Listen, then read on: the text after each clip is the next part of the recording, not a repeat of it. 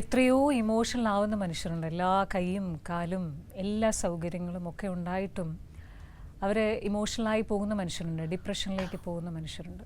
അവർക്കൊക്കെയും മുന്നിൽ പോയിരുന്ന് വാക്കുകൾ കൊണ്ട് ഇൻസ്പിറേഷൻ കൊടുക്കുന്ന, മോട്ടിവേഷൻ കൊടുക്കുന്ന, അവരെ ജീവിതത്തിലേക്ക് തിരിച്ചു കൊണ്ടുവരുന്ന ഒരു നിമിഷം, ഒരു വാക്കുകൊണ്ടെങ്കിലും ചിലരങ്ങനെയാണല്ലോ, ചില വാക്കുകൾ കൊണ്ടൊക്കെ മാജിക് ഒക്കെ സൃഷ്ടിച്ച് കളയും.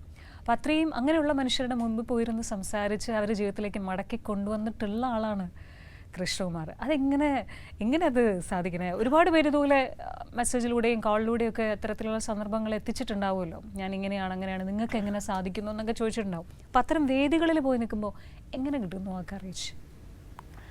നമ്മൾ ജീവിച്ച ജീവിതം ഉദ്ദേശിച്ച് ഞാൻ പറഞ്ഞു, 2012 വരെ ജീവിതത്തെ ഒരു അഹങ്കാരമായിട്ട് കൊണ്ടുവരുന്നതാണ് എൻ്റെ ഒരു പലഹം തോന്നുന്നത്. എന്താണ് അഹങ്കാരം? കാരണം എൻ്റെ അച്ഛൻ അങ്ങനെ എന്നെ ജീവിപ്പിച്ച ഒരാളാണ്. എൻ്റെ അച്ഛൻ ഒരു ബിയർ പോലും കഴിക്കാത്ത ഒരാളാണ്.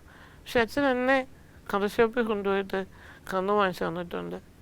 അച്ഛൻ എന്നെ ഭാര്യ കൊണ്ടുപോയിട്ട് ബിയർ വാങ്ങിച്ചു തന്നിട്ടുണ്ട്, ഹാൻഡ് ലിക്കർ വാങ്ങിച്ചു തന്നിട്ടുണ്ട്. അതൊരു മനുഷ്യ ജീവിതത്തിൽ അറിയേണ്ടത് മുഴുവൻ എൻ്റെ അച്ഛൻ എന്നെ അറിയിച്ചിട്ടുണ്ട്. പെട്ടെന്നാണ് ഒരു അപ്രത്യക്ഷമാകാര ജീവിതത്തിൽ ഉണ്ടാകുന്നത്.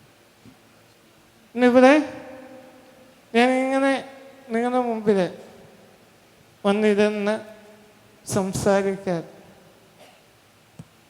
എന്നെ പ്രാപ്തനാക്കിയ ഒരാളുണ്ട്, എൻ്റെ അച്ഛൻ.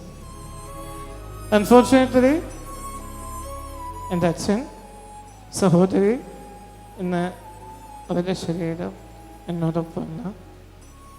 പക്ഷേ എനിക്ക് ഉറപ്പുണ്ട്, ഈ ലോകത്തിൻ്റെ ഏതോ ഫോണിൽ ഇരുന്നുകൊണ്ട് അവർ ഇത് കാണുന്നുണ്ട്, അറിയുന്നുണ്ട്.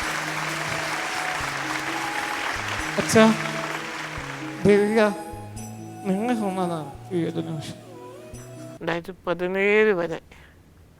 ഓക്കെ, ആ സമയത്ത് ഞാൻ അനുഭവിച്ച എൻ്റെ ജീവിതത്തിൻ്റെ ഇരുട്ടിലേക്ക്, ആ ഇരുട്ടിൽ നിന്ന് എന്നെ പിടിച്ചു കയറ്റിയത് കുറച്ച് മനുഷ്യന്മാരാണ്. അവർ തന്ന അനുഭവങ്ങൾ, അവർ തന്ന വാക്കുകൾ ഞാൻ ആ ഒരു അവസ്ഥയിലൂടെ കടന്നു പോകുന്നവരിലേക്ക് പകർത്തി വയ്ക്കുന്നു എന്ന് മാത്രമേ ഉള്ളൂ. പിന്നെ എനിക്ക് പറയാം, ഞാൻ ഇതായിരുന്നു, ഇന്നിങ്ങനെയാണ്, നിങ്ങളും അതാണ്, നാളെ എങ്ങനെയാകാം പറയാം. അതകത്തേക്ക് എടുക്കുന്നതും മുന്നോട്ട് പോകുന്നതും അവരാണ്. ഒരു കനല് ചാരം മൂടി കിടക്കുമ്പോൾ ആ ചാരത്തെ ഊതിയകറ്റാൻ ഒരു കാറ്റിന് കഴിയും. പക്ഷെ അവിടെ കനലുണ്ടായാൽ മാത്രമേ അത് തീയായിട്ട് മാറും. കനലില്ലാത്തടത്ത് കാറ്റ് വീശിയാൽ ചാരം മാത്രമേ പറന്നു പോകുമോ ശശി.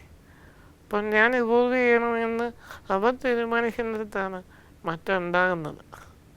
നമ്മുടെ ഈ സൈക്കോളജി പഠിക്കുന്ന സമയത്ത് ആരെയും പഠിപ്പിക്കുന്ന അതാണ്, നിങ്ങളുടെ പ്രശ്നങ്ങൾക്ക് നിങ്ങൾ തന്നെയാണ് ഉത്തരവാദിയെന്ന്. നമ്മൾ ജീവിതം പറയും, അവൻ മാറണം. കാരണം ഏതൊരാൾക്കും അയാളുടെ ജീവിതത്തിൻ്റെ പ്രശ്നങ്ങളിൽ നിന്ന് മുൻപോട്ട് പോകണമെന്ന് ആഗ്രഹം ഉണ്ടാവുമല്ലോ. കൃഷ്ണകുമാർ എങ്ങനത്തെ ഒരാളാണ്? പെട്ടെന്ന് ഇമോഷണൽ ആവുന്ന ആളാണോ, പെട്ടെന്ന് ദേഷ്യം വരുന്ന ഒരാളാണോ? എന്താണ് ഇമോഷൻസിന്റെ കാര്യത്തിൽ? ദേഷ്യം ഒഴിച്ച് ബാക്കിയുള്ള ഇമോഷൻസും ഞാൻ അന്ന് കൺട്രോൾ ചെയ്യുന്നതാണ്. പക്ഷെ പെട്ടെന്ന് ദേഷ്യം വരാറുണ്ട്.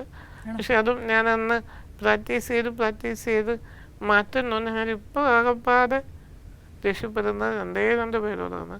ഒന്ന് എൻ്റെ അമ്മയോട്, പിന്നെ ഞാൻ നേരത്തെ പറഞ്ഞ പുറത്തേക്ക് വരാത്ത ഒരാളോടും. കാരണം നമ്മുടേതെന്ന് കരുതേണ്ട ഇടങ്ങളാണത് രണ്ടും.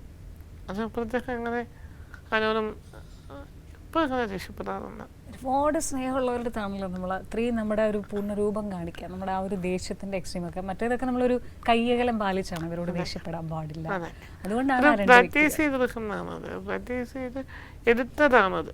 കാരണം ഞാൻ നിൽക്കുന്ന ചില സ്ഥാനങ്ങളുണ്ട്, അത് എൻ്റെ ചില ഇമോഷൻസ് അതിനെ ദോഷമായി ബാധിക്കും എന്നൊരു ബോധ്യത്തിൽ നിന്നത് ചിലപ്പോൾ അത് മറച്ചു വയ്ക്കും, ചിലപ്പോൾ അത് വേണ്ടാന്ന് വയ്ക്കും. എന്നാൽ ആ കുഞ്ഞു ദേഷ്യം വരാനുള്ള എന്തെങ്കിലും ഒരു കാരണം എന്തായിരിക്കും? ഒരു ഒരു അതങ്ങനൊന്നും വേണ്ട. ചിലപ്പോൾ ഇപ്പോൾ ഒരു 9 മണിക്ക് ഇറങ്ങേണ്ടത് 9:01 ടെമ്പർ എത്തും. അതെ അല്ലേ? അപ്പം അങ്ങനെ കുഞ്ഞു കുഞ്ഞു കാര്യങ്ങൾ മതി. ഓരോരുത്തരുടെ സ്വഭാവത്തിൻ്റെ പ്രത്യേകതകളല്ലേ. തീർച്ചയായിട്ടും.